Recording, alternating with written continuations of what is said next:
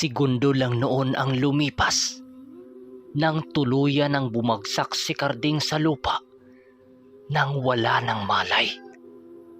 Matapos itong mabigyan ng malakas na sapak ng hukluban. Dahil malayo ang iba nilang kasama na nakipagpatayan sa mga aswang at sigbin na kasama ng hukluban, piniling nilapitan ng matanda si Nuli upang tapusin na ang paghihirap nito. Nang akmang saksakin na itong sinuli, bigla itong napatigil nang makarinig ito ng malumanay na pagsipol na nanggagaling sa tahanan na kanilang tambayan. Agaran din namang lumingon ang hukluban upang sipatin ang lumilikha ng tunog na yon. Pagsilay ng hukluban sa pinto ng bahay nila Nuli, ay nakapagtatakang wala naman siyang nasilayang tao. Sino ang hinahanap mo? Nandito ako sa likuran mo, demonyo. Wala ako sa bahay ni Nuli. Wika ng ermitanyo. Dahil sa sinabi noon ng ermitanyo, ay halos hindi makapaniwala ang hukluban sa ipinamalas na abilidad ng ermitanyo ng mga oras na yon. Sa paglingon niya sa ermitanyo, ay kitang-kita niya ang pag-amba nito ng umuusok niyang bastong trabongko. Alam ng huklubang hindi na niya matatakasan ang ataking yun, kung kaya't ninais na lamang niyang makipagsabayan sa ermitanyo. Nang aambahan na naman ng saksak ang ermitanyo, ay wala na siyang nagawa kundi hatawin ang kanang kamay nito ng kanyang baston. Matapos itong gawin ng ermitanyo, pinili niyang umatras muna dahil hila-hila niya si Nuli.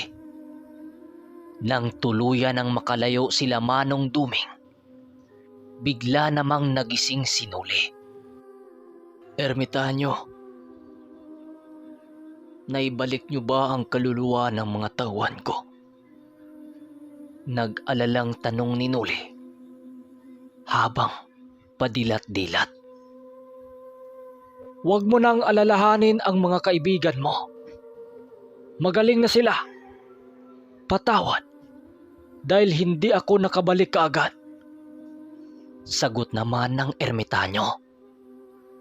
Nang marinig ito ni Nuli, pinili niyang kalasin ang anyo bilang mandirigmang anghel upang hindi siya mahirapan na yakapin ang ermitanyo.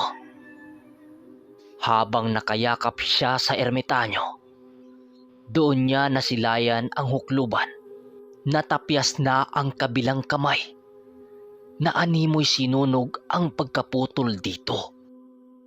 Nanatili lamang yung nakatayo habang dinadaramdam ang sugat na tinamo ng bastong trabongko. Nang masilayan ito ni Nuli, muli na namang nanumbalik ang kanyang galit para sa nilalang na yon. Habang dahan-dahan siyang tumayo, pinili niyang tawagin ang mga baluti ng mga diwata upang mataglay ang mga batok. Ginawa niya ito upang ipagpapatuloy ang naantala nilang labanan. Sa pagkakataong ito, alam na nila Nuling magagawa na nila itong talunin dahil sa kasama na niya ang kanyang guro.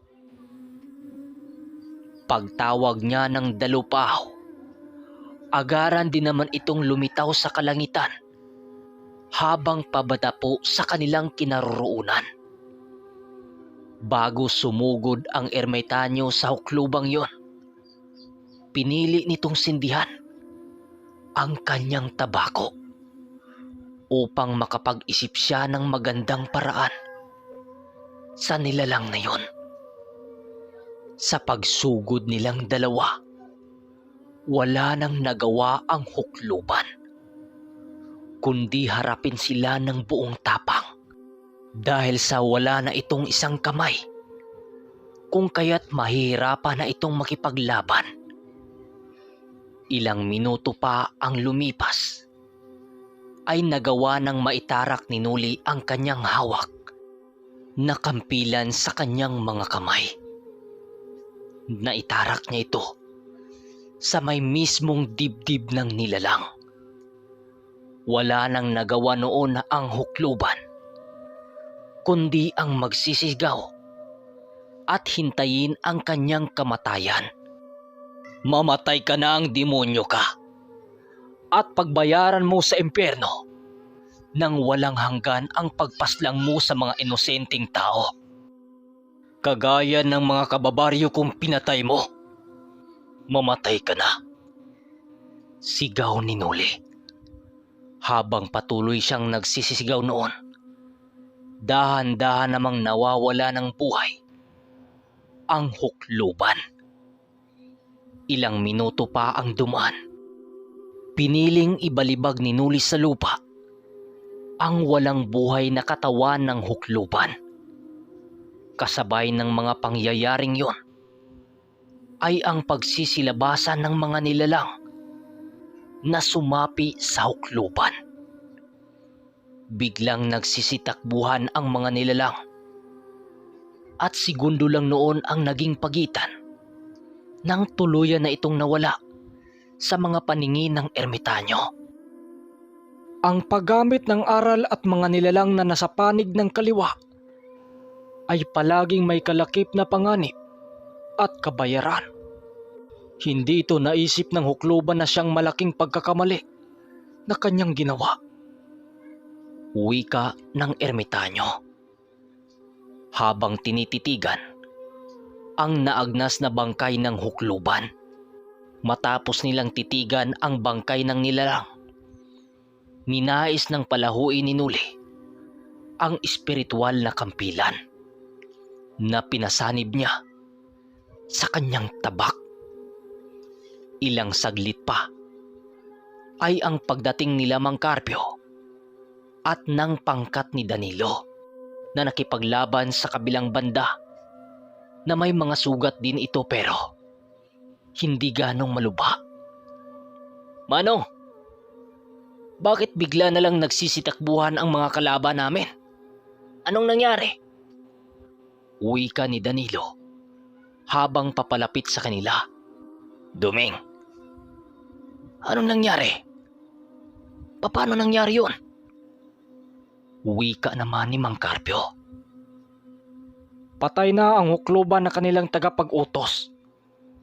Nananalo tayo. At salamat sa Diyos. Sagot naman ng ermitanyo. Ang ginawa nito ay ang umupo sa bato habang nagtatabako. Nuli, panatag na ba ang iyong isipan? Masaya ako sa iyo dahil nagawa mong maipaghiganti ang dinaranas mo at sa mga kaibigan mo. Kung wala ang mga mutyang ibinigay ko sa kanila noon, hindi nila nalalabanan ang sakit na binigay ng hukluban. At wala na rin sana sila ngayon. Magpapasalamat tayo sa gabay ng kalikasan dahil ipinahiram sa atin ang mga mutya na kanilang iniingatan na bigay ng Amang Dakila. Salamat Panginoon sa iyong kabutihan. Wika ng ermitanyo. Matapos nilang mag-usap, pinili nilang isa-isang lapitan sila Tonyo at Karding, maging ang ilan nilang mga kasama. Inuna noon nila Nuling dalhin sa kanilang tahanan ang ilan nilang mga kasamang merong sugat at si Tonyo noon ninais lamang na maglakad. Kahit labis-labis na ang sakit na kanyang nadarama sa kanyang katawan. Nang tuluyan na silang nakapasok sa kanilang tambayan, pinili nilang buksan ang baol na merong mga langis na pinabaon sa kanila ng mga babaylan sa tarusan upang gamutin ang mga sugat ng kanilang mga kasamahan. Sa pagtungtong ng gabi, tuluyan na ngang nakapagpahinga ang kanilang mga kasamang sugatan. Pagsapit ng umaga, ninais nilang mag-usap sa labas ng kanilang bahay. Bago nila tingnan ang mga alaga nilang mga tandang na panabong. Nang bigla na lamang, dumating sila Apong at Diego na pinagkakatiwalaan niya sa kabilang manukan. Agad naman nila itong sinalubong upang kausapin. At paglapit ng dalawa, agad namang nagwika si Apong ng, "Kanuli, naramdaman namin ang pagkamatay ng hukluban. Wala na sa aming katawan ang sumpang inilagay nila sa mga katawan namin. Maraming salamat, Kanuli at Ermitanyong Duming." Wika nito. "Yun lang ba ang ipinunta nyo rito para magpasalamat? Di nyo kailangang gawin yan. Ako pa nga ang dapat na magpapasalamat sa inyo eh. Dahil sa kabila ng mga naranasan nyo, hindi pa rin kayo umalis sa akin. Responsibilidad ko kayong protektahan. Dahil hindi lang kayo tauhan ko, kundi pamilya na rin ang turing ko sa inyo." Sagot naman ni Nuli. Matapos nitong makapagwika, ninais nitong lapitan ang dalawa. Sa pag-alis ng dalawa patungo sa manukan niya, muli na naman silang nag-usap ni Manong Duming. Iho, bukas, aalis na kami ng aking pangkat. Sasama na muna ako sa kanila upang malaya mong magawa ang mga dapat mong gawin sa manukan mo. Sana mamuhay kayo rito ng payapa. Huwag mong kalimutang tawagin ako kapag kailangan mo ng tulong. Hindi magtatagal, babalik rin naman ako rito. Sa ngayon, kailangan ko munang gabayan itong mga kasama ko. Doon ko na sila tuluyang pagalingin. Wika ng Ermitanyo. Sigurado ka, Manong? Hindi pa gumagaling ang mga kasama natin ah. Mas makakabuting dumito na muna kayo habang nagpapagaling sila. Sagot naman ni Nuli.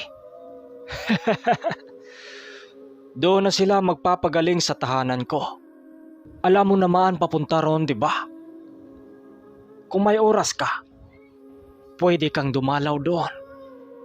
Pero wag kang pupunta roon kung wala kang dalang alak ha. Huwag kang mag-alala. Alam ko namang madali silang makakabawi dahil sa mga gamot nating ginagawa. Pumasok na tayo, iho, at nang makapag-umagahan na tayo. Sagot naman ng Ermitanyo. Nang marinig ito ni Nuli, sumunod lang naman ito at walang pagtutol sa nais ng Ermitanyo. Nang nakapasok na sila at makakain na rin, pinili nilang tabihan ang mga sugatan nilang mga kasama na nagpapahinga. Dahil pagod rin ang katawan ni Nuli. Buong araw at buong gabi silang nag-iinuman upang makapagkwentuhan at pag-usapan na rin ang kanilang pag-alis.